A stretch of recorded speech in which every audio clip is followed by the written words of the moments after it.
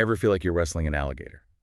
That's kind of what it's like for IT pros trying to keep their systems and data safe, especially when it comes to APIs. Yeah, they are the doorways to all the important stuff. Right, so how do we make sure those doorways have, like, some serious security? That's what we're diving into today. How to really lock down your APIs. We're talking about the core strategies here to make your APIs as secure as possible. It's not just an extra thing. It's, crucial for modern systems. Hmm. Okay, so where do we even begin? Well, let's start with the foundation, like the absolute basics. Secure communication. You mean HTTPS, right? Exactly. Think of it as a shield, protecting all the data flowing between a client and your API. Without it, everything's out in the open, all the sensitive stuff, credentials, everything. Someone could be listening in, or even worse, messing with the data without you even knowing. Okay, that's scary. It is. And it's not just about using HTTPS, but also making sure your certificates are, up to date. Expired or self-signed certificates, those can cause big problems. Right, so the connection itself is secure. But how do we know who's actually trying to use the API, like who's on the other side? That's where strong authentication comes in. You need a way to verify the identity of anyone trying to access your API. Okay, how do you actually do that? There are a few ways, like OAuth 2. It's a common standard, especially good if you're letting third-party apps access your API.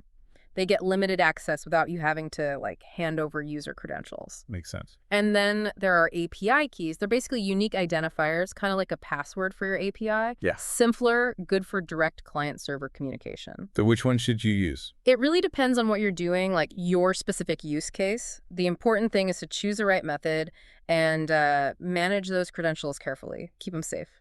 Okay, so we've got a secure connection, and we know who's trying to get in.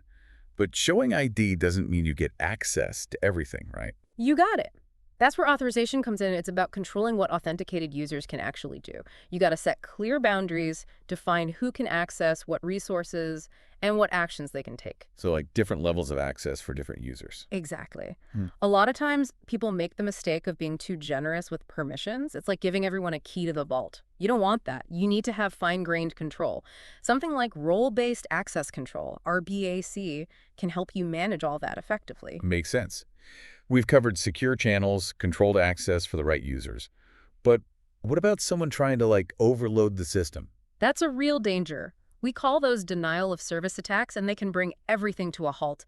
That's where rate limiting comes in. Rate limiting. Yeah, it's about setting limits on how many requests a single client can make in a certain amount of time. It's like a safety valve, preventing anyone from hogging all the resources. There are different ways to do it, different algorithms like token bucket or leaky bucket. It all depends on how your API handles traffic and how many spikes you can handle. So we're controlling who gets in, how often. What about the information they're sending to the API? Can that be a problem too? Oh, absolutely. That's where input sanitization or validation comes in. It's super critical. What does that mean? Basically, you need to check all the data coming into your API, make sure it's in the right format, the right length, that kind of stuff. It's your first line of defense against injection attacks. Injection attacks. Yeah, that's when someone tries to sneak in malicious code disguised as regular data. If your API isn't checking, it can get tricked into running that bad code. So you're saying we can't trust anything that comes in? Well, it's better to be safe than sorry. For instance, if you're expecting a number, make sure you reject anything that isn't just a number. No letters, no symbols, just numbers. Got it. So we've got all these layers of security, HTTPS, strong authentication, authorization, rate limiting, and input validation. We're good, right? Well, almost. You can't just set it and forget it. You need to keep an eye on things. That's where monitoring and auditing come in. What do you mean? Regularly check your API logs. Look for any unusual activity. It could be a sign of a security breach or someone trying to hack in. You can even set up alerts for suspicious behavior. That way you can react quickly and investigate before things get out of hand. So it's all about being proactive. Absolutely. The sooner you catch a problem, the better. Okay, so let's recap.